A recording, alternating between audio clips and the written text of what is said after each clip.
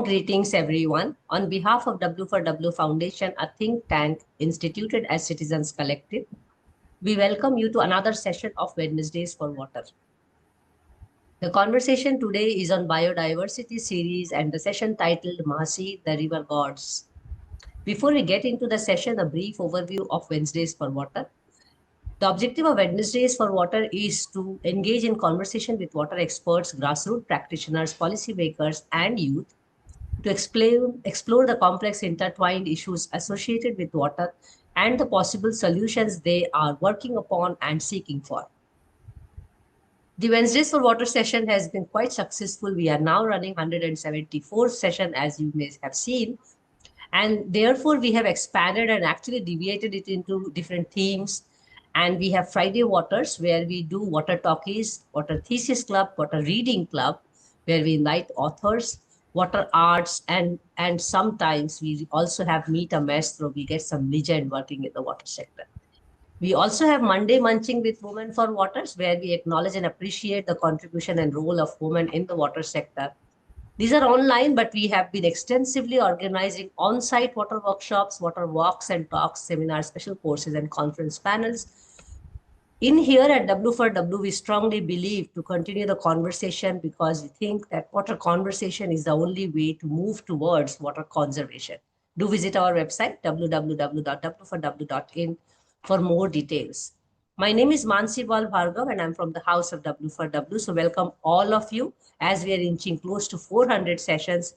It gives me immense pleasure to invite all of you and also share deep gratitude to not only my team, but also all the nearly 600 speakers and over 10,000 participants who have actually been to our sessions. Today's session, the Mahseer, the River God, is co-hosted with Mahseer Trust, and I'm really honored to invite Steve Lockett to be part of the session. And also he took the responsibility to get us co-speakers. So we have with him Bhavna Dhawan and Densi R. Thampi as co-speakers. Before we get further, for me, actually, I learned about the fish only through Steve Lockett and looking at his beautiful work across social media.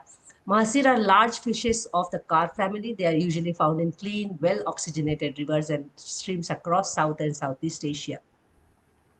They are one of the extinct species, if I understand correctly, but they are because they are threatened by human changes to river habitat and other pressures like pollution, overfishing, needless to say, like many other species, and importantly, invasive species. The numbers have really declined in the last 6-7 decades. Whenever they are found, they attract attention, whether for people to simply watch to feed or to even swim with them. Steve is going to throw some more light along with his co-speakers, but before I invite Steve, I would like to have a brief introduction of him and then hand it over. Steve is executive director and has executive director at Mahseer Trust and has been an integral part of many projects run by the trust since 2012. He is a lifelong freshwater conservationist and brings experience from his parallel careers in entertainment, hospitality, photojournalism, and teaching. Of the 16 Mahseer Range countries around the world, he has visited rivers, fish breeding facilities, and community conservation projects in 7, India being one of them. His journey across India has taken place over time, over more than 25 years. I almost consider him now half Indian, to be honest, and has reached most parts of the country. Steve, I'm inviting you here to keep it short here so that I can put rest of your information in the chat box, including the information on Mahseer Trust. Thank you so much for coming back and organizing. It's also welcome back to you because you were there in the earlier session of River of Biodiversity. Over to you. Thank you so much. Thank you. I'll just prepare the PowerPoint. And we should be ready to roll, I think.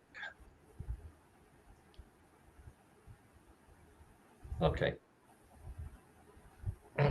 So thank you once again, Mansee, and everybody at the W4W Foundation. It's a pleasure and an honor to be back.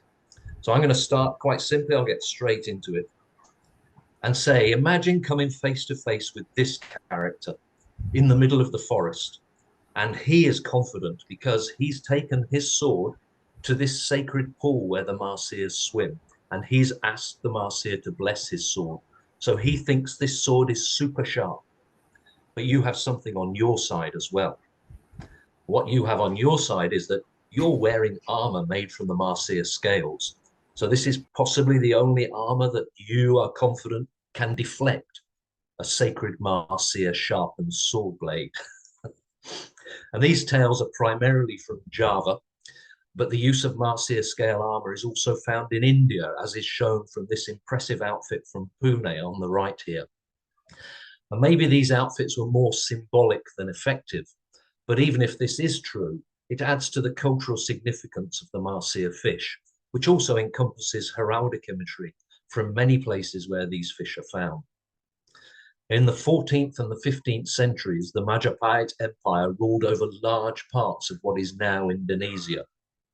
And while guns were being used by the regular armies, volunteer soldiery would be using swords and whatever armor they could fashion for themselves.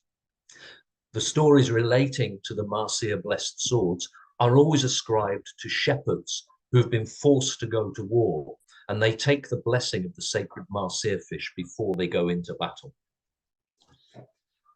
So while these stories have predominantly come to us from present-day Indonesia, there are common themes from human history that extend across much larger landscapes. So look at the development of language. Tamesis, or dark river, is a common root for river names right from Europe to Asia. And the very idea that rivers are bright or dark is a common human theme, as reflected in names like the Greek Arges and the North American Wabash or Wapashiki rivers, which both mean bright rivers. The Turkish Karas and the Celtic Dobra mean dark rivers. And you may have heard of Dublin. It means the Black River, or Rio Plata, which means the Silver River. And while we're discussing hydronyms, or names that designate water, perhaps the South Indian tribal idea that flowing water is live and water stopped from flowing is dead is a relic of these common human themes for how we relate to rivers. Another universal theme is that rivers are links to the underworld, and this can be through literal transliteration of names like the Jordan River, or areas or parts of rivers like Billingsgate on the River Thames, and can also be reflected in the memories of vanished rivers like Saraswati. And that we're here talking about rivers, not Afons or Sindhus or Hendus, as the Avestan ancient Persians call them, is likely because the Proto-Indo-European root crepe, meaning to cut or tear, gave us the word riparian as related to rivers, as well as several other nominal distributaries. Language has been one of the most important developments for humanity and allows us to discuss things of interest, things that connect us, things that divide us. Because we enjoy and we've thrived as a species by telling stories. These are important tools for sharing information and educating others. So to find out about these river gods, we visit communities who live with these stories. Now, it's not to say that these stories are fixed and immutable. Across Indonesia and Malaysia, the once sacred Mahseer is now the most highly prized fish for eating. Yet in parts of South India, I've heard the stories that say mature Mahseers are poisonous to eat. It's unfortunate that fish, if they're seen at all, are seen as a food source and little else. Mahseer fish are important shapers of river habitat, and they should be valued for the ecosystem services they bring. And within the wider conservation community, there would be outrage at the idea that endangered or critically endangered animals are freely taken for food. Yet for Mahseers, there are few legal protection measures available. And there's also the complication of indigenous people's access to cultural food resources. And as a further complication, Mahseers are prized in places like Nepal for their medicinal value. So while we, quite rightly, look forward to these godfish gaining more respect, we also must find ways to ensure that their historical roles are appreciated and, if necessary, replaced. The Mansee gave a bit of an introduction about Mahseers, but I'll just add to this a bit more detail. So we usually describe the fish of the genus Tor as the true Mahseers. There are also 3 other closely related genera, which we call lesser Mahseers. There are no subspecies of Tor Mahseers, and Mahseers themselves are not a single threatened species, despite the reports you may read in the mainstream media. Sadly, for half of the species in the range, they're currently data deficient, shown at the far right-hand side by the double D. Now, this is a conservation headache all of its own, because those fish, it's difficult to raise any funding for anything which is listed as data deficient. And there are 16 species currently recognized as scientifically valid.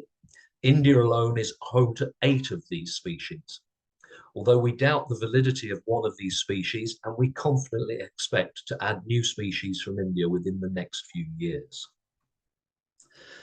So this is the distribution range of the tall Mahseers, the true Mahseers. It extends across South and Southeast Asia, covering, as Mansee said, 16 countries. And these countries are home to a range of religious and cultural beliefs. But it's quite interesting to look at this map and compare it with the historical spread of Hinduism. The distribution range almost perfectly overlaps, but I would say that this is probably purely coincidental. But what we do know is that those early voyagers, probably out of what at the time was the greater area of India, the Indian subcontinent, carried their beliefs, and they probably wouldn't have stopped when they reached the limit of the godfish's distribution range. So it is probably purely coincidental.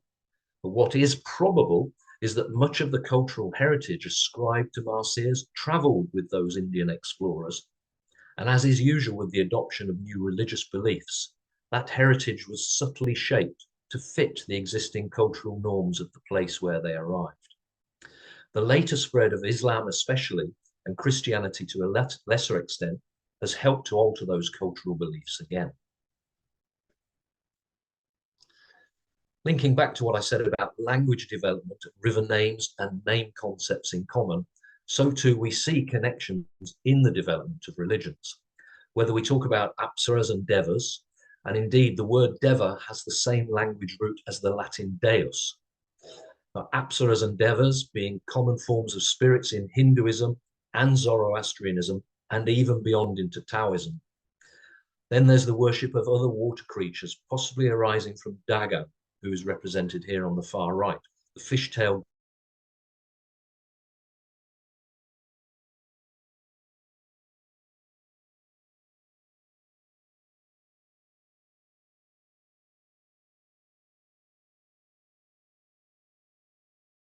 doubting that a fish god avatars.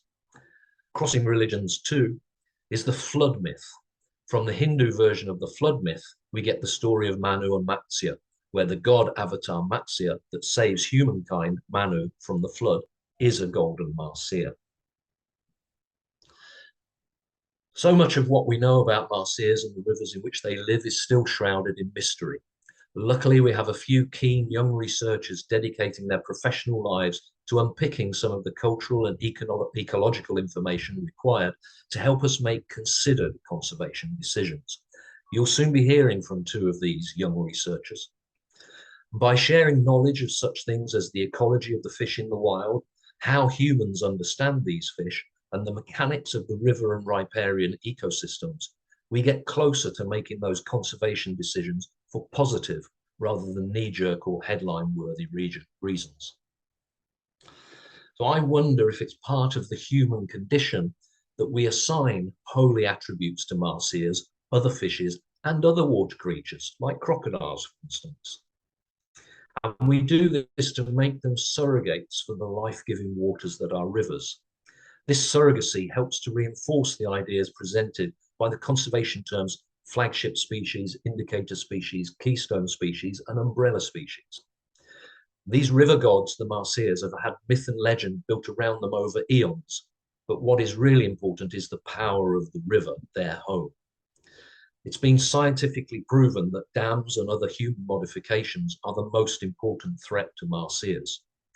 We will be later organising a Wednesdays for Water session to discuss threats to fishes and possibly one specifically to Mahseers. But meanwhile, returning to legend, can we be like Indra and set the rivers free from Vritra's blocking of the flow, which is causing suffering for so many life forms, including the mighty Mahseer river gods?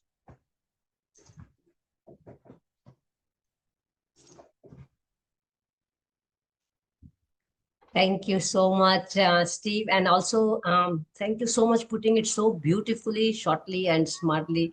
Uh, and it is so intriguing the way you linked it across the culture and something which is so living being and also so much, very much part of the Indian subcontinent for that matter.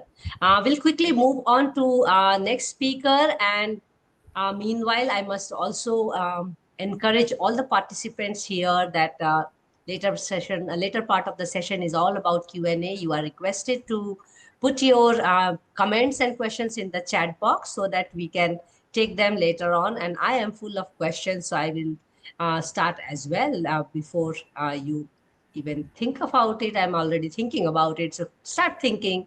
We have now Dr. Bhavna Dhawan, who has done her PhD from the Wildlife Institute of India. Her research focused on one of the most fascinating and lesser known fish species in Indian rivers, the golden mahseer. As part of her work, she has spent a lot of time in the forests and along the rivers of Uttarakhand, closely observing the river ecosystems and the life they support. She often says that rivers have taught her something very important. They never flow backwards and are always moving forward. It is this idea that continues to inspire her work. Thank you so much, Bhavna, to accept this invitation, and we look forward to your presentation. Would you like me to try the presentation from my end, or you would do that? Should I? Yes, yes, Mansi, please, can you play my presentation Yes, from your end? yes. Uh, you will then tell me when to move, okay? Sure. Is everyone seeing the presentation now? Okay. And in slide mode? Yes, it's there, Okay. Mansi. Yes. Thank you so much, Mansi, and thank you everyone, and a very good evening. And I want to really thank to Wednesdays for Water for giving me this opportunity. Today, I will be speaking on one of the most important Mahashi species that Steve has recently just talked about. So, I will be talking more specifically on golden Mahashi, and I have done my PhD work on golden Mahashi in the state of Uttarakhand. So, I will be taking you all to the state of Uttarakhand through the Himalayas and the journey of movement of golden Mahashi in the rivers of Uttarakhand state. So, can you please move, Mansi? Second slide.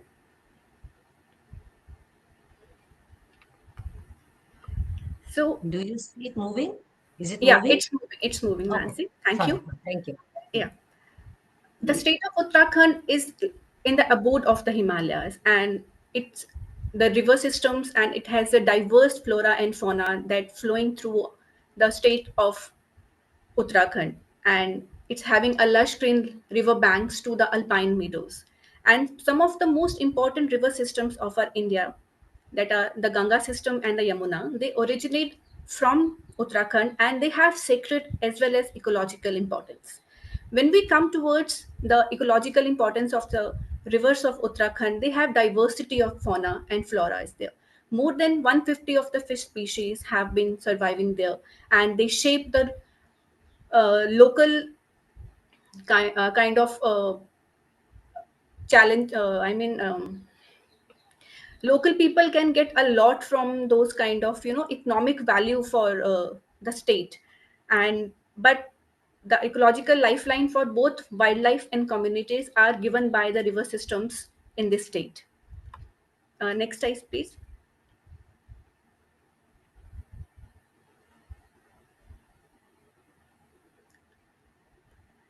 When we talk about the significance of the Ganga river system, as Steve talked about the cultural value of these rivers and the marsh species that are living there.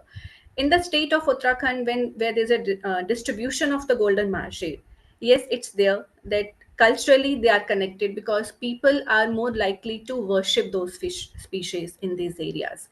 And in the Ganga river system flowing towards the lower part of the Himalayas.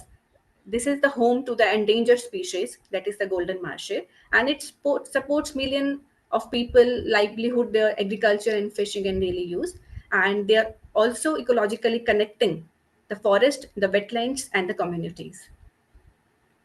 Next, please, Mansee.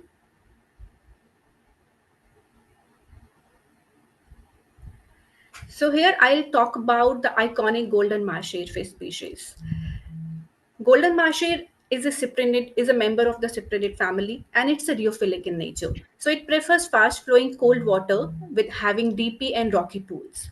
When we talk about the geographic range of golden Mahseer, it found across from the Afghanistan, coming towards Bangladesh, Bhutan, Nepal, Pakistan, and then distribute from Indus to the Brahmaputra river systems.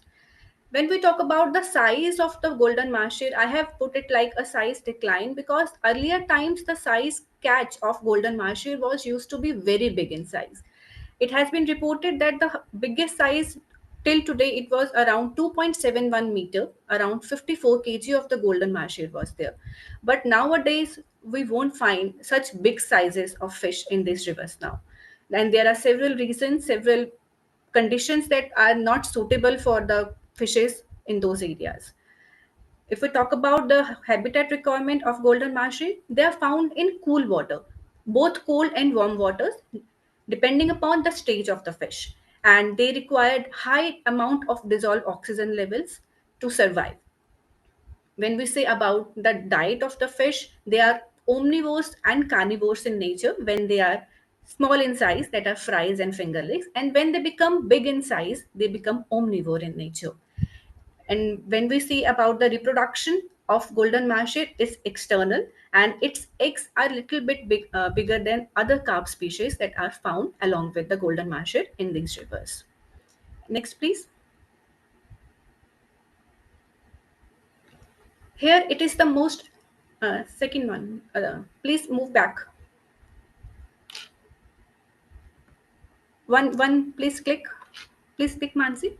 So here I have tried to show the distribution of golden Mahseer that I mentioned that it flows from the Afghanistan region, covering towards different areas of the Himalayan belt. Is it the right slide? No, please go backward. I am going. Okay, then move forward. Yeah. Okay. Is It's that there. no? Yeah, it's there. One more? One No, more? no, it's there. No, no, it's there, Mansi. Thank you. Yeah. So here comes the most important, that is the migration ecology of golden Mahseer.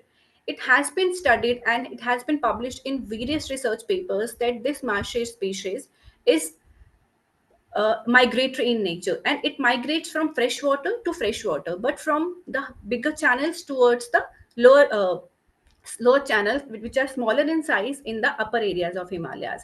So they migrate in the upper reaches of the Himalayan rivers, and they have these spawning habitats there, which are characterized by riverbeds having boulders, cobbles, bedrocks, and gravel.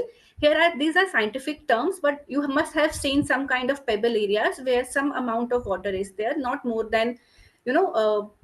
10 centimeter or that, and having sand around, and temperature is normally cool. So these are the suitable temperatures that have been characterized for the Mahseer species. And the bigger Mahseers, they live in the bigger channels, but during the monsoon season, around the monsoon season, and even before the monsoon season, they move upwards to lay their eggs. And these kind of habitat, they look in these kind of habitats, they locate their eggs and they just produce them. So also, in addition to that, in our whole ecology terms, it is term is one of the umbrella species because it lives very close to at the end, at the top of the aquatic food chain. As I have mentioned, it's omnivorous in nature, and so many of the other fish species that falls under this whole food chain. And coming towards that, we talked about the size decline. So there are various reasons that climate change, overfishing, population, pollution, habitat modification, it's the major issue. Sand, boulder mining, and the construction of hydropower plants, even dams we have considered, that they have actually made some of the species that they make obstacles in the movement of the Mahseer species. Especially I have studied for golden Mahseer here, and population trend and status are considered declining, and hence they are under now in the endangered category of the IUCN red list. Mansee, please.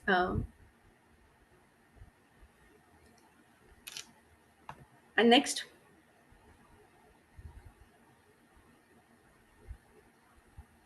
The fish ran from the north to the east. Yes, it's the distribution of the fish. Okay. The whole Himalayan belt I mentioned here. So from Afghanistan towards Nepal, Bhutan, covering the Indus and Brahmaputra basin, it's in the belt, lower belt of the Himalayas that we found the golden Mahseer habitats. Mansee, please. So here I have shown three rivers where I have done my PhD work on the golden Mahseer. It's the Kho and Kolu and Kosi. So Kosi is a big river that actually flows from the Corbett area, and it's a corridor for the Mahseer migration. And Kosi and Kolu, they are lower order streams that are usually for the spawning, located as the spawning sites for the golden Mahseer, and even the bigger sizes of fish have been found in the lower areas. Next, please.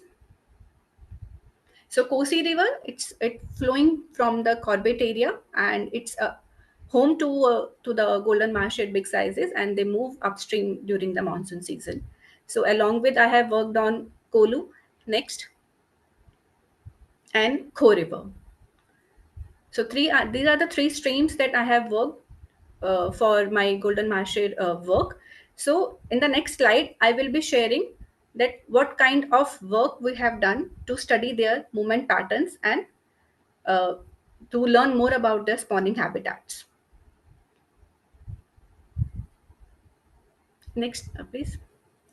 So when we talk about the golden Mahseer migration, they travel long distances, which have been reported in the early uh, research articles, and the people have studied them.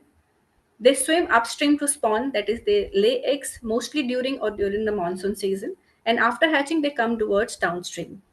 And they also move to find food and better habitats. So they require free flowing rivers, that free from dams and barriers that block their path, and they need clean oxygen rich water and connected river stretches that are essential for their survival.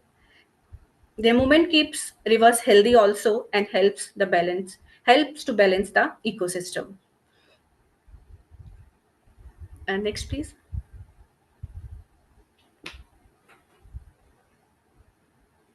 So here there are some pictures you can see. We have used radio tags to tag golden Mahseer species in these three streams of Uttarakhand state during, uh, I believe we have done during 2019-2022. And in between that, before the monsoon gets started in 2019, we tagged those fishes with the radio tags. Here you can see how we have caught them. And it was a very fast uh, step to just tag those fishes, and the radio tagging was done manually. So we have the transmitter with us with antenna. We have located their location and movement patterns. Next, please. So these were the VHF radio transmitters that we have used. We captured those big adult sizes of fish and kept in nylon bag. We attached the radio tag at the dorsal end of the body, fin area of the body, which is very close to the dorsal fin area. And we have located the movement. So this study remained continued till the last beep we have got for our fish movement. And along with that, we have studied the movement, and simultaneously we were getting the data for the habitat conditions, that are what are the water quality that is changes with which got changed during the monsoon, that is the water quality of temperature, electrolytes, presence of dissolved oxygen. Everything was calculated that uh, during the movement study. After that, the spawning locations of the Mahseer have been located to understand that where the fish have been moved. So I will be keeping it short because the results are like quite vast. But in a short, I would like to say we have understood about the movement of the Mahseer, and we have located around more than 6 kilometers have been observed for the upstream migration of movement of the golden Mahseer. I won't use the word migration here. Yes, we have seen the movement there, and we have done the home ranges to, we have done the home ranges of those fishes, those captured individuals we have done for that. And I hope that these kinds of study will help in the future more to understand the, where these fishes are actually moving and what kind of problems and obstacles they are facing. For the other species other than the golden mahshee, so many other mahshee species can be, can be studied like with the help of the real time data, so that the movement can be located and the problems can be seen. So here I would like to thank my team.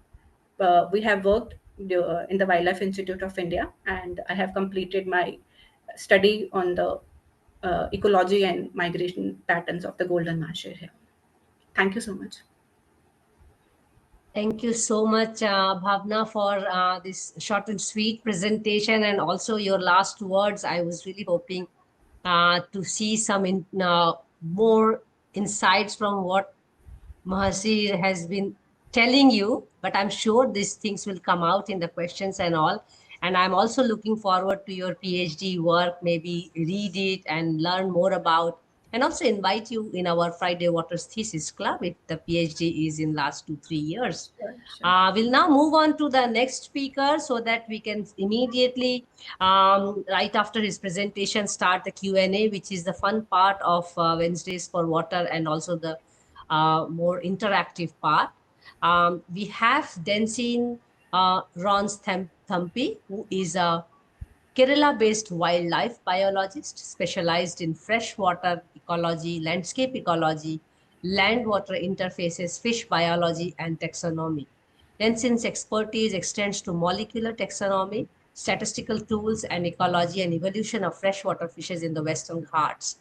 His contributions include research at institutions like the Mahseer Trust, UK, focusing on the distribution and ecology of Mahseer species in the Indian peninsular river systems.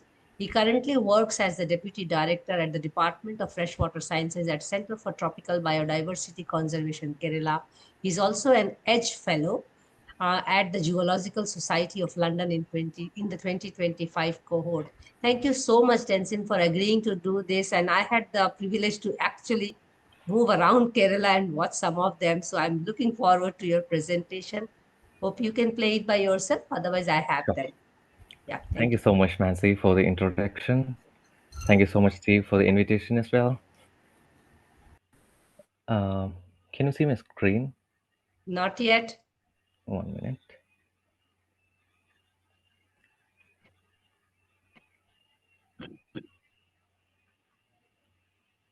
Can you see it now? It's coming. It Okay. arrived, but I see myself. Now I see the screen. Yeah, thank you. Thanks. Okay. Please put it in Okay. the slideshow mode. And yeah, yes, Okay. wonderful. Please go on. Okay. Okay. So, thank you so much for this wonderful introduction, Mansee, and thank you, Wednesdays for Water, for the opportunity. So, I'm Denson Rounds from Kerala. So, my talk is mostly on a single species of Mahseer called the humpback Mahseer, which is found only in the Kaveri basin of southern India. As you can see here, you can see a picture of one fish under the water. So that is a humpback Mahseer. We'll get in detail. So as you can see in here, the humpback Mahseer is the largest and the rarest of all Mahseer species in the world. And it's the only critically endangered species, and it's endemic to the Kaveri River basin of southern India, and it's considered functionally extinct in most of its older habitats. So although the Mahseer was really famous even during the British rule as the premier sport fish, taxonomic ambiguities were cleared only in 2018 under the leadership of Dr. Adrian Pinder and Dr. Rajiv Raghavan. And Steve has also done a lot of work in clearing the taxonomy of this wonderful species.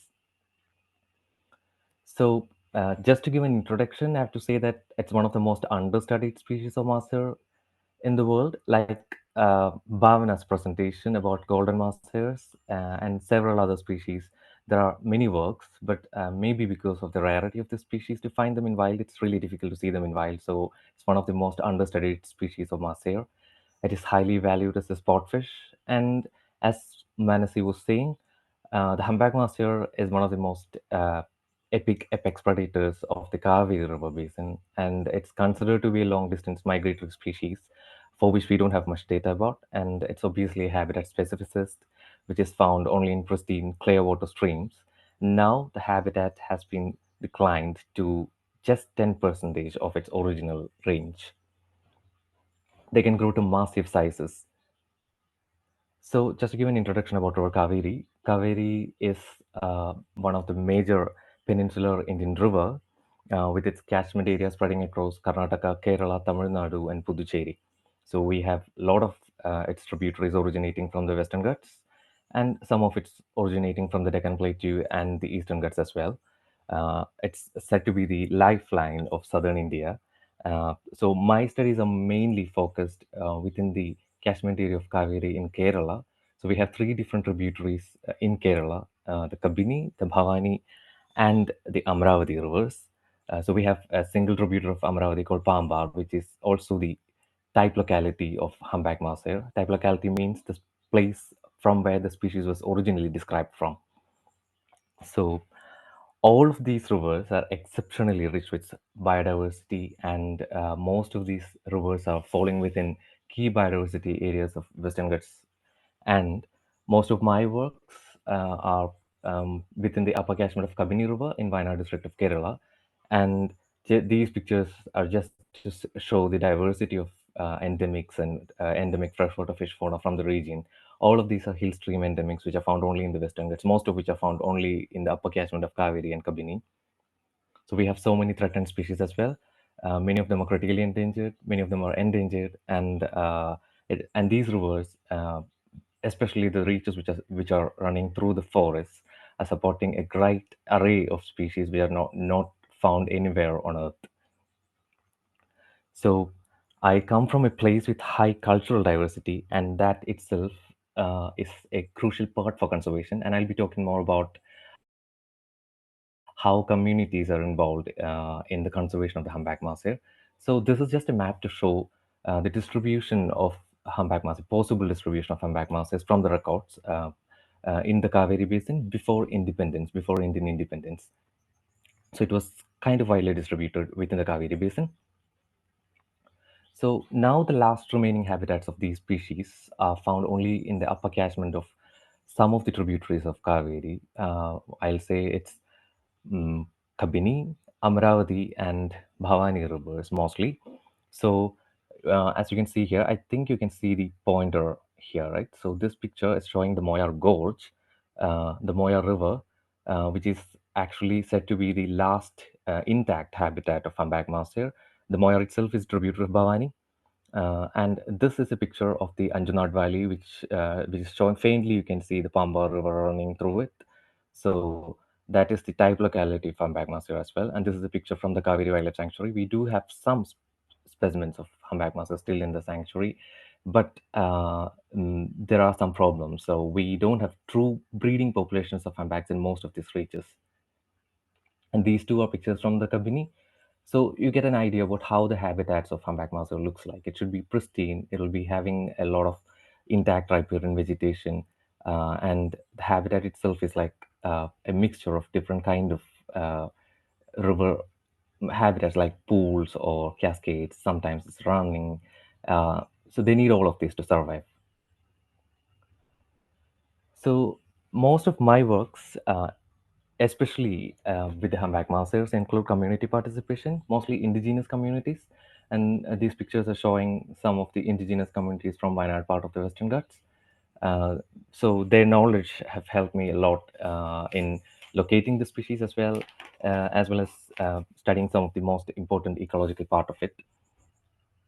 So before I go into the community part of it, I have to say that As Bhavana said, the golden master is an endangered species globally, but we have, other than the humpback master, we have two different introduced species or master species in the Kaveri. So the Deccan Mahseer or the bluefin Mahseer, what you see on the right side, is actually native to the Krishna River basin, and it has been introduced to the Kaveri long back, and is currently having the largest distribution range for any Mahseer species in Kaveri. And we have also recorded the presence of the golden Mahseer, Himalayan golden Mahseer in the river, and the hybrids as well, mainly from the upstreams of Kabini. So although we don't have any data on the exact date or time of introduction of these species in Kabini and Kaveri, it's clear that both of these species are well established in many of the reaches. So these species are actually replacing humpback Mahseers in most of its older ranges. So when you talk about communities, there are different perceptions about the species and its habitats. So here you can see two elderly women praying to the river god. They represent a community of indigenous people from Wayanad called the Mulukurma. Uh, so the Mulukurma people consider the humpback Mahseers as river gods. For them, they believe that their goats, Pakatappan and Pakatamma, took the form of two huge fish, and they live in the river Kabini. So they don't eat the fish. Whenever they get to catch one of the Mahseers, they release them back into the wild. And it's believed that if the fish is actually making some noise after they're captured, it can bring bad luck to the village itself. So they release them back into the wild. And that was such an interesting thing to hear from my side as well. So while I was doing my field works as a student in the Kabini Basin, once I could see two huge, not to exaggerate, human-sized fish coming surfacing on the river, and I was so surprised by the size of the fish. And I talked to some of the people from their community, and I got to know about several myths and legends. So they shared about it. They believe that the fish is really important for the river system, and only because of their beliefs, some areas of Kabini is still having a population of Mahseers in general. So most of these populations are actually not just humpback Mahseers, but we do have mixtures of golden Mahseers and the bluefin Mahseer as well. But the habitats are intact, at least in few places. And down here, you can see a man with a catch of a fish. He is Chandran. He's a representative of the Malapulaya community from Amravati Basin. So for them, the humpback Mahseer is actually one of the most preferred food fishes, and the concepts are different in different places. So for them, they capture humpback Mahseers and they consider them as like one of the most premium fishes to be sold outside and for their own consumption as well. But they know that the fish is really important for the river systems, and the capture is actually very. They use eco-friendly method to capture them. So they know how to protect the river system. They know that the trees are really important for the survival of the fish, and these two communities are really involved in my projects as well. Most of my trackers, most of my uh, fishermen are from these communities, and they have showed me the crucial habitats for this species. And we really don't have any data on spawning or migration of this species in any of these habitats, but we have got some clues from their side, from their community knowledge, and we've collected some of the evidences for that. We still have to work on that more, but their involvement is really it's a key part of the conservation of the species in wild as well. So this is a picture which is showing a huge Mahseer from the Kabini River during the COVID pandemic. So I was so surprised to see such a huge fish in the river, but it's actually a golden Mahseer. I was expecting that to be a hammock Mahseer, but it's actually a golden Mahseer, which can be distinguished with the distinctive stripe in the lateral part of the body. So it is clear that the species has been introduced in Kabini for a very long time for the fish to get to this size. And here, for the surprise, after a very long search, we've got wild humpback Mahseers in the river, huge ones, and that was really surprising for me as well. So it's giving some hope that we still have places where we can actually conserve the species. The habitat should be protected, and with community participation, we can do a lot more. So there are so many threats to the river systems and the species. So from the pictures, it's very clear. So this is actually showing a flood event, and this is actually showing a drought event. We have pollution issues, uh, sand mining, so many different kind of issues, construction. And this is a picture from the Harangi reservoir. So one of the largest specimens of humpback mussels collected in recent years is this one. It was a poaching case from a restricted area as well. So the species is not officially getting any legal attention, but yeah, in from protected areas, the species is getting removed as well. So there are multiple threats to the species, and I'm making it very simple. So I'm not discussing most of my projects or my works part to keep it simple. I hope like we can discuss it later in another session. Thank you very much for the opportunity. Thank you so much, Densin, for taking us through Kerala's Mahseer, and also confirming that Mahseer in the Himalayas and Mahseer in the valleys of Kerala. So from north to south, they are. Will you please close the screen share, because I am seeing myself on the screen. Sure, sure, Sorry. sure. So, yeah, thanks. Uh, it's interesting and as well as concerning to see that even in the different landscape from the Himalayas to the valleys to the coastal region, these fishes are in danger. Not only in uh, not only because of the water pollution, because of many other reasons, probably we need to find them out. But I think we would like to start the conversation first with some interesting facts that Steve actually gave us initially, and linking it with culture, with again Densin and Bhavna also reiterated that there is a strong connection about it. Steve, you want to get into this Yeah, conversation?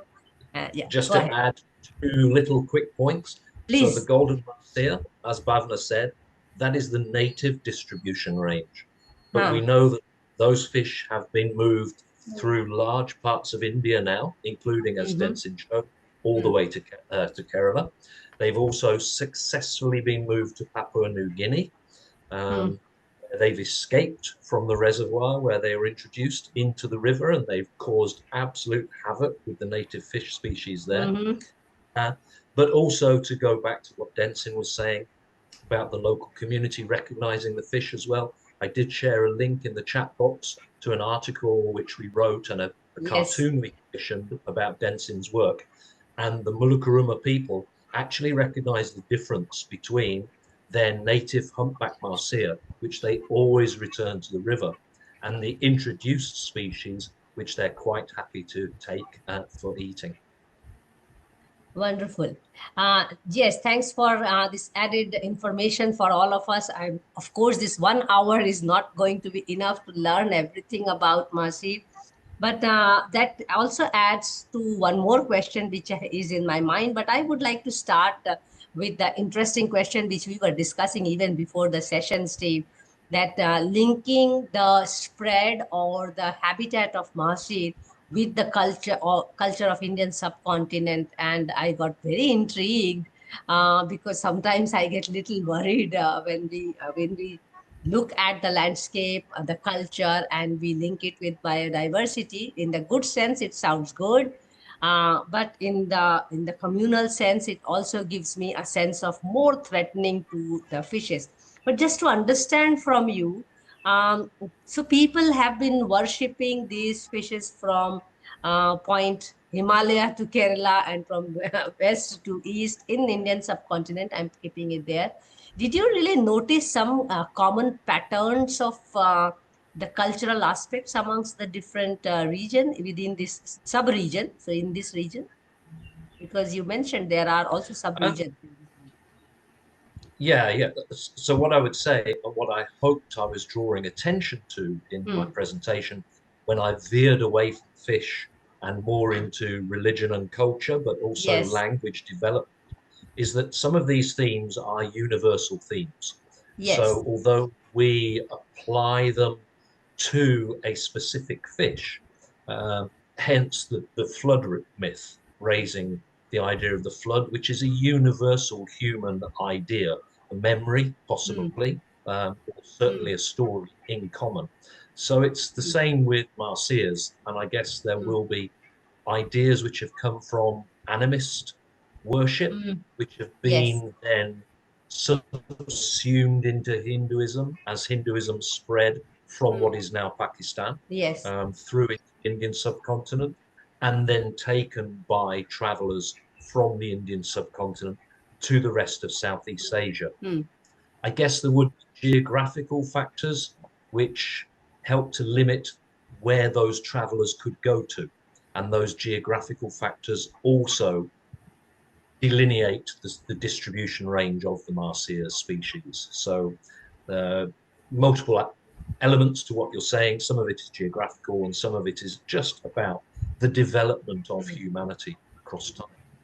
Of course, I mean, it also gives us deeper clues on where we were, where we will move, and also importantly, if we are talking about its conservation, because these are not about a small area, we are talking about a region. And I feel when IUCN, when I read IUCN, it is also important that countries not only talk about geopolitics, they also have to talk about these things. I mean, Absolutely. And I would and say as probably well, climate, water, biodiversity, these are the points that can bring convergence and unity in yeah, humanity. Otherwise, we are so much into the wrong zone of conversation these days as humans. But I yes. want to understand from you on migration. When we talk about fish migration, and it was little bit clear with Bhavna, but Bhavna will add to what I'm asking now. When we say fish migration, one is that fish are themselves moving, which I got a little bit clear when Bhavna said that she's not calling it migration, she's calling it movement now. How do you really make a distinction between fish moving from place A to B, whatever is their range? And as Bhavna mentioned, she covered 6 kilometers of movement. And what is a Can migration? I just, Go ahead. sorry, can I Yeah, just jump in before before Bhavna before you and answers? then Bhavna. Yes. No, Bhavna absolutely is the person to answer that. But just to add, what I was going to Sure. say is that clearly fish don't understand what an international border is. So when they Yes, of move course. along the Indus, Thankfully. they will Thankfully. quite happily go between India and Pakistan if the Indians and the Pakistanis allow those fish to continue to move along the river. So, If there are dams stopping them actually. So yeah. yeah. So just to understand, because these Wednesdays for Water sessions are actually citizen science initiative. So these simple things we need to unpack for us to really uh, get a hold of it. So my movement and migration, is it about the scale of movement, or is it the mass movement, or what is it? So I would like to mention here, when we say migration, when we generally define the term migration, it's the movement, a large kind of mass movement of individuals Okay. are there, Hmm. and whether they come back or no, that's a question. But for Hmm. a moment, when they are going from one place to another for maybe to lay eggs, if we talk about fishes, Hmm. here I talking about golden mashe. So they are moving to spawn, to get Hmm. the food resources, and to just have to perform the life cycle activities. So Hmm. why Hmm. I'm not using the word migration, in all the research articles that have been Hmm. studied, it has been stated that marshes move long distances. Even Denson here is mentioned, Okay, they because I move knew about longer salmons. distances. I knew about salmons, the huge story of salmons and Yes, uh, you know exactly. So gangetic dolphins. yeah, they show long distance Hmm. migration. There is Hmm. also one study from Nepal on the Hmm. golden market, and they have We'll tagged more get of the yes. individuals. Yeah. So just to let you know, Bhavna, Devraj Jeshi is here, and Devraj would like to present something. So maybe you please complete, and then we will Yes, yes. invite Devraj. Go ahead. Sure, sure. So I would like to mention here, in my study, what I have concluded, that my the individuals we have tagged, they haven't showed us the migration. They have showed us Hmm. the movement, and the maximum movement we have located, it's around 6 kilometers. So the Okay. reasons we have related that the importance is the habitat, the conditions of Hmm. the habitat that are suitable for a fish species. If it's not Hmm. moving forward, like we are talking about dams and other obstacles on the way of the fishes, so when the fishes are getting resources from the areas surrounding, not they don't need to move very longer distance to all to Hmm. get Hmm. all Hmm. those So things. they live So all that their could life be, in 6 kilometers. Is that what no, we no, I'm not understand? saying we have tagged 11 individuals. So there could be Okay. that could be one of the reason that we have Okay. concluded that they haven't moved that way. But Okay. that is Okay. not Yes. something that conclude for all the species, all the Mahseers here. So that's why I added that we need more studies to do to find the actual movement distances they are covering. These are so interesting conversations. Steve, please add. Yeah, just to say as well, to add on to what Bhavna is saying, these are things we know. It doesn't Yeah. mean that's the extent of what Of happens. course, a lot of things we don't know. Yeah, Yeah, exactly. but also to add, in terms of migration, we're focused here on Mahseer fishes. But for some fishes, their migration may be from the deep side to the shallow side of a river. This could be their Mm. daily migration to feed.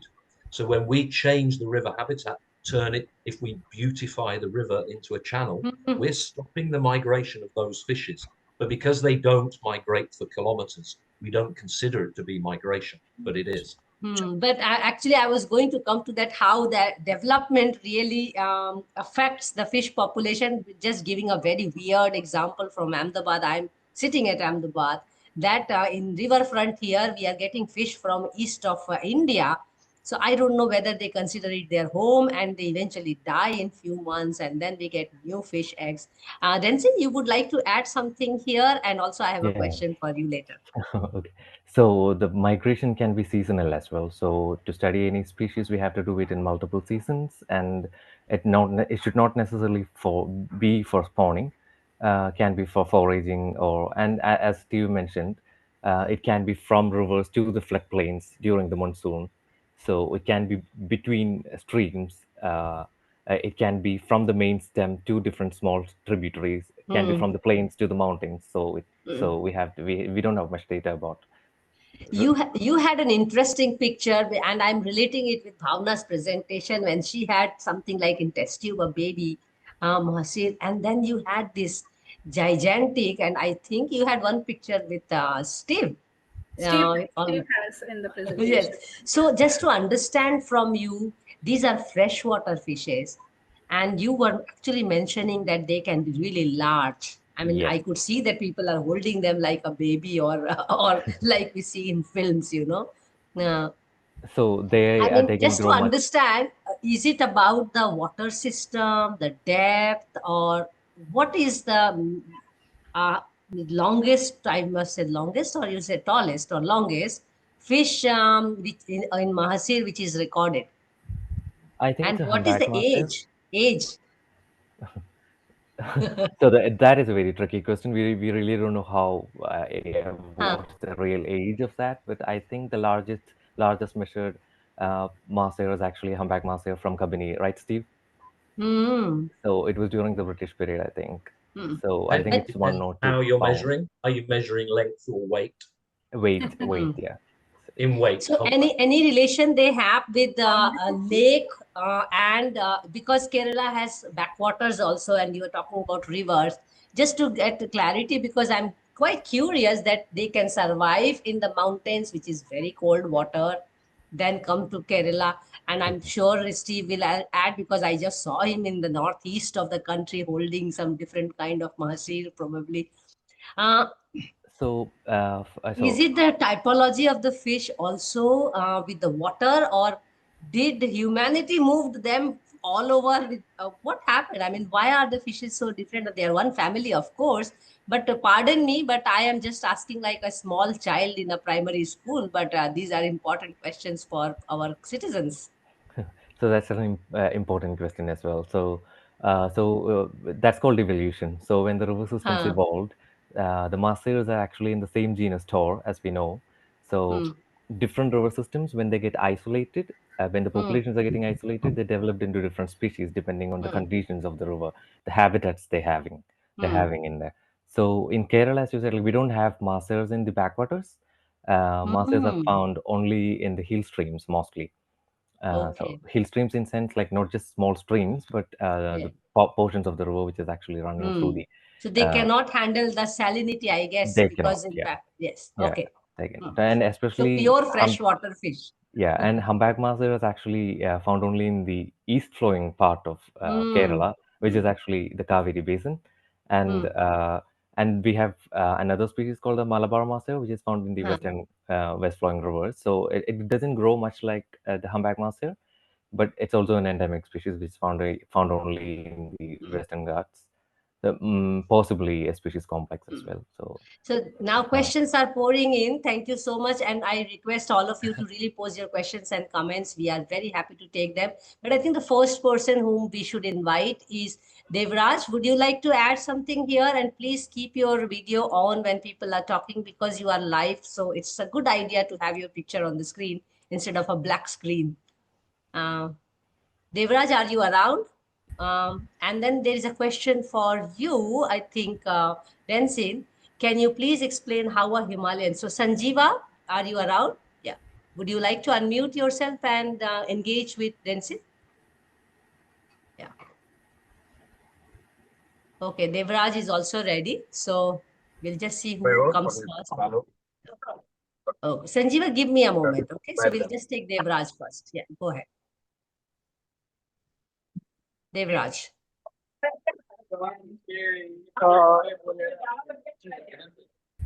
Please, 30 seconds, please. Sure. We'll take Sanjeeva then. Please get ready. Sanjeeva. Please speak.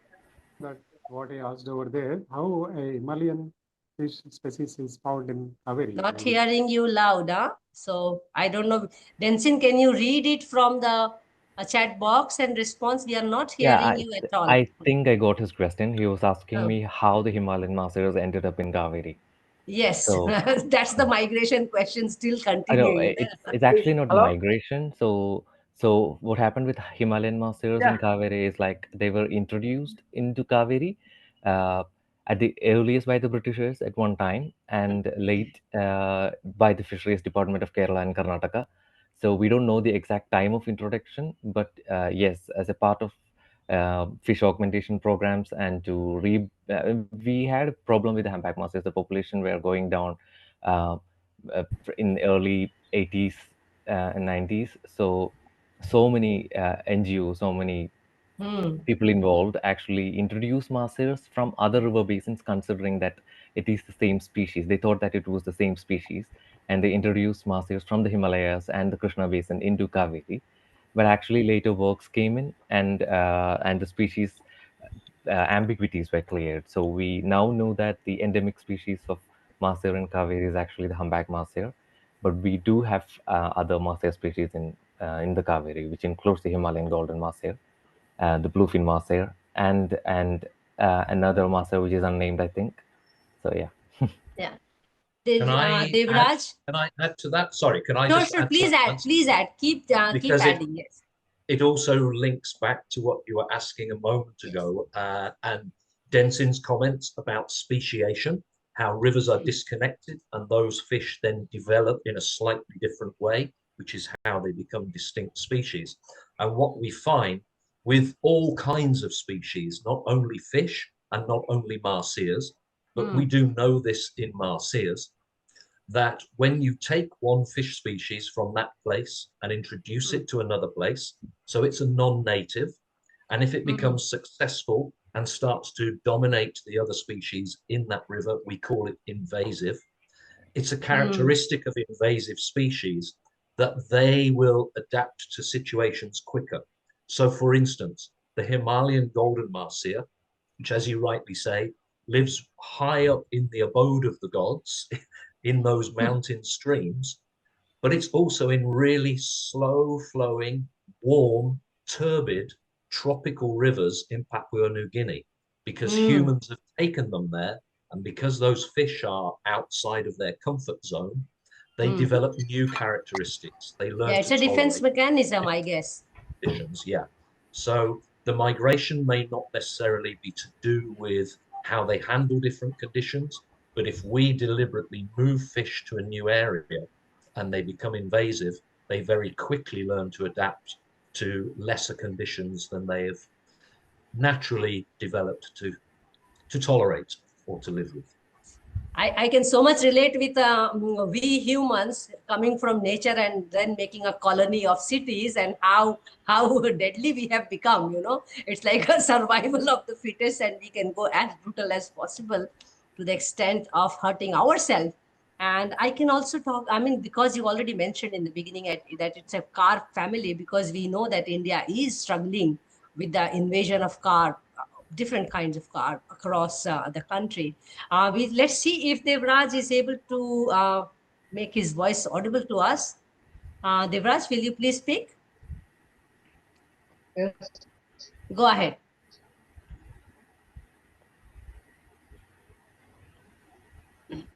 Hello. Yes, please speak. Your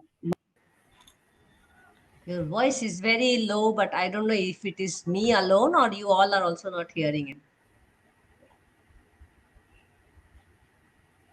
Is it from my end or it's... I can't you hear hear anything. him?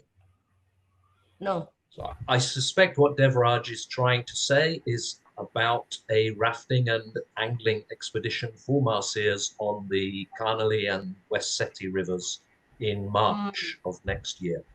Okay, because he has also shared a PDF for people to check out at in the chat box. We'll go to Tanuja, and she has a very interesting question. Probably Bhavna was already briefly talking about it, and maybe she covered it in her study. If not, you can also start the conversation, Bhavna, and Steve, Yes. please add into it. Yeah. Yeah, I would like to talk about the life cycle of Mahseer. Like, if we see, there are different stages.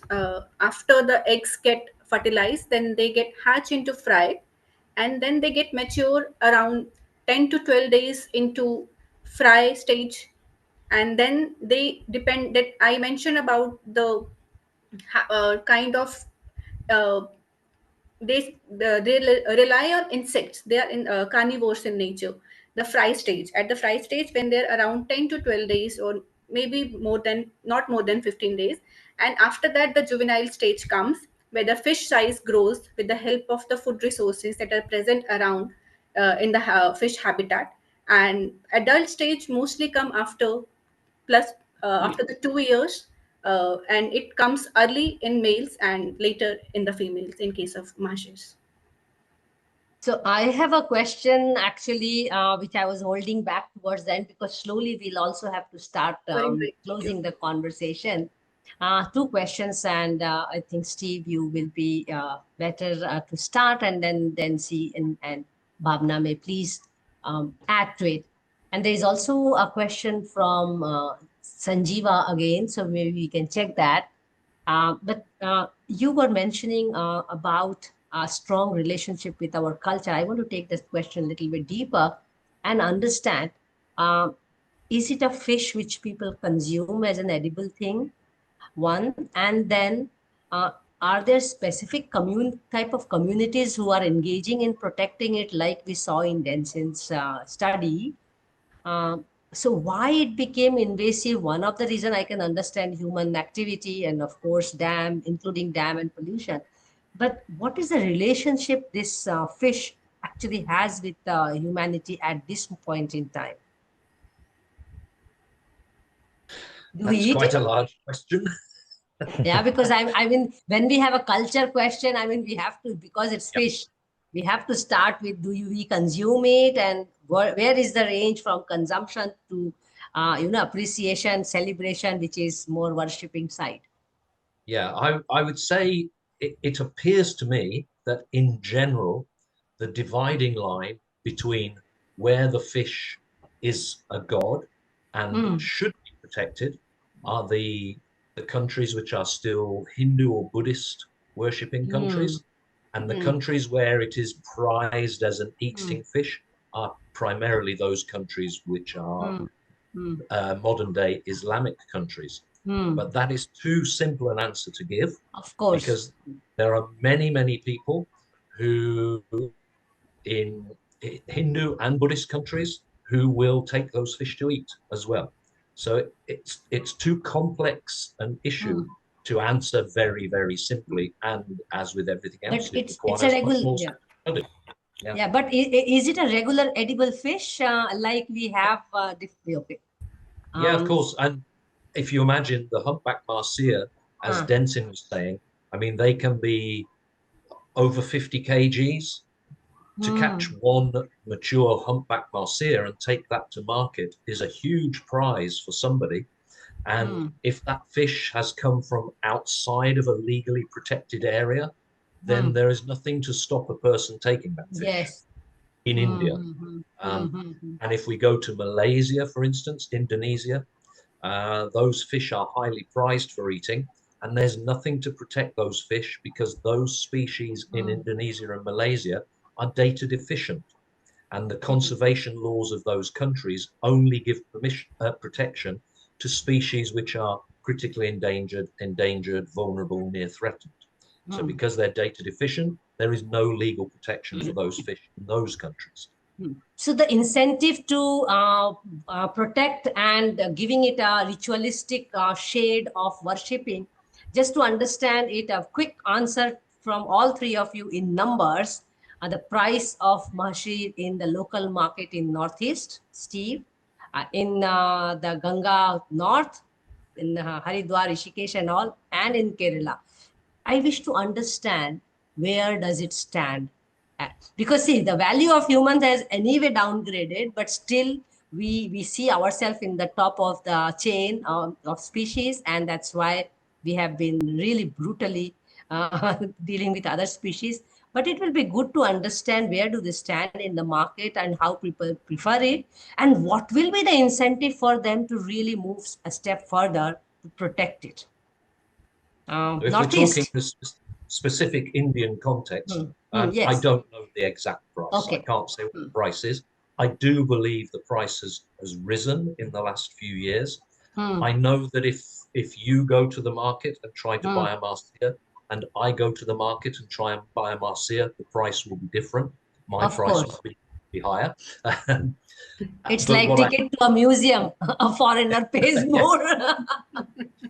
What I have seen in the Northeast, in Arunachal Pradesh and Assam and Nagaland, is when you go to a market and you see golden Mahseer in a market, there will be hundreds of them for sale, if not thousands of them for sale. Ooh. And I believe this is complicated by local fisheries departments breeding those fish, which they claim is for conservation. But also the fisheries departments obviously are part of the Ministry of Agriculture. They have a duty to provide fish resources, food resources for the populations. So yeah, when I've been in the far northeast of India, there are thousands of endangered. How much they are charging people like you? How yeah, much well, they're only this big usually as well. They, you know, so but that's potentially the future of golden Mahseer being sold. So there are multiple questions to address here. Not only should we be consuming, killing endangered, critically endangered animals, but also what do we do to give alternative livelihoods? Yes, because these are livelihoods for people, and also food security, because that's a question which as I raised, a question I raised when I worked on Pamba as in Kerala, as Densim knows, is can we do some effective conservation, which means we can move these fish out of these high threat categories, which means they are then available again for local people to use them as a food resource. That should be the target. Wonderful. So local market in up north, Dehradun, Haridwar, Rishikesh, and little bit there. Yes, in the markets, if you see, I have seen people who like other fish species are also there. Golden Mahseer, from the fish market side. Local name and also local name kya hai? It's Mahseer. They called it Mahseer.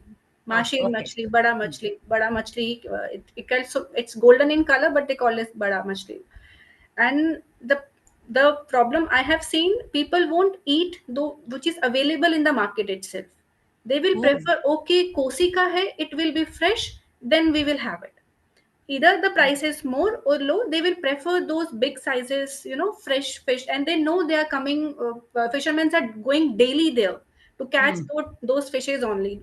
Like Steve mentioning, for the price, if they catch one big fish, it's done for the day. It's nothing like they have to catch the small number of fishes. Yes, as Steve the was effort saying. is very less for that thing. Yes. And So adding to that, if we give more other livelihood options to those fishermen, for example, one of my colleague he's working in WWF, he has worked with the anglers, not in a way that they are not helping, they are just killing the fishes, but they are giving a proper area to the local people so that they can save those fishes, because they are getting paid for that.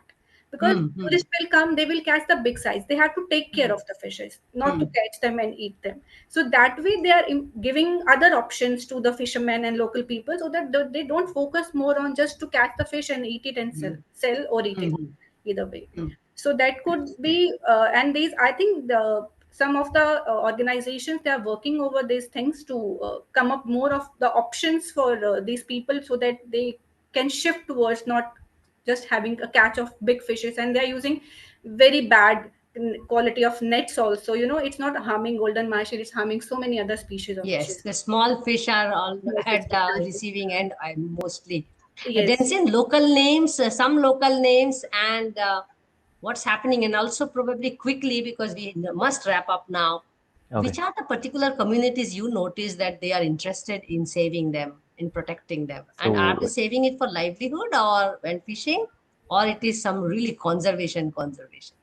okay, so mostly the conservation thing is actually indirect. For them, it's a goat, so it's mainly the Mulukurma community of Wayanad. So humpback masters, unlike the golden master, is not very common, so we don't find them often in the market. Okay.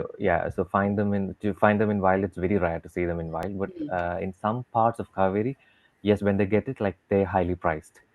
So, so what they can do is there is no species specific capture methods or anything for this. Like when they capture other fishes, there are chances that a humpback mussel can also get caught. But yes, it's called Velimean in Malayalam. It's called Bilimean in Kannada, and it's Venmean in Tamil. So it's basically it all means silver fish. So the scales are silver. So and scales are much larger than many other fishes. Like all the Mahseers have large scales. So, uh, so yeah, the humpback master scales are very distinct. So yes, and Okay. Thank you. I'm not asking question on the issue of dam and development and impact on biodiversity, because Mahseer, of course, is not the one fish in the river. There are many. Because we are going to start a series actually on riverscapes, and also a series like biodiversity series, which is running right now. We are also starting a series on dams. So it's going to be a set of sessions. Probably then we are going to take up the issue of role of dam and impacting the life of impacting the aquatic life. So I really held my emotions to ask about it, because dam becomes a very political discussion as well as emotional discussion personally for me. So I'll call it off for the day, as my researchers really request me to hold it within 75 minutes, which is often difficult because these topics are so interesting. Basically, these topics are also to be discussed over chai, over dining table, which we usually don't do unless and until the minority people like us who are interested in water. I really wish that there is a day when everybody at home are talking about water, talking about life, instead of talking about many, many material things. And that was the very reason why we started this conversation at W4W on through Wednesdays for Water. Before I let you go, I would like to again request, if you are working in the water sector and if you would like to share your thoughts, engage in a conversation with us, do write to us. All the information about us is at www.w4w.in.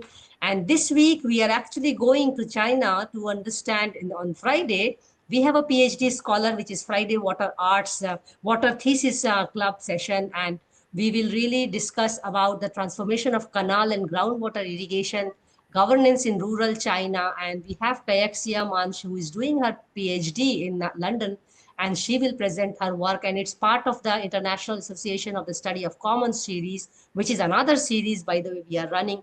When we get people from across Asia to talk about something around water, that also happens once in a month in Wednesday or Friday, depending on the speaker and the topic. Next week, Wednesday is very interesting, as I was talking about already.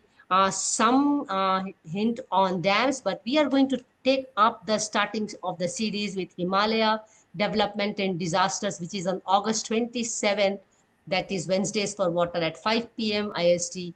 And we will really take it further from there on, hoping to really have at least a year of the sessions.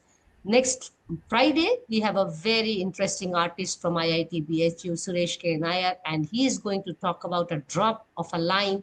That is August 29th at 5 p.m. We run all the sessions at 5 p.m. IST.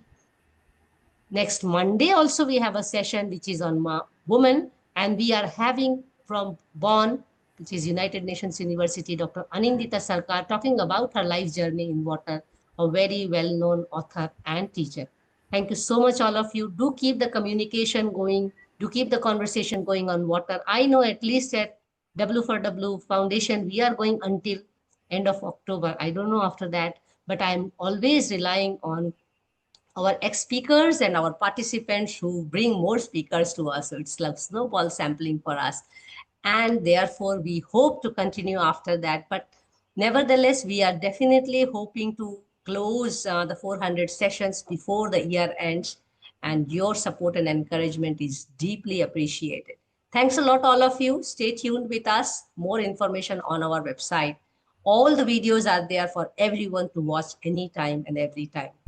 Take care, and thank you so much, Steve, Bhavna, and Denzin, for taking out time and also engaging us in such an interesting topic, also concerning topic. I mean, it's not storytelling here, but of course, storytelling has to be the way to engage people. Thanks a lot, all of you. Take care.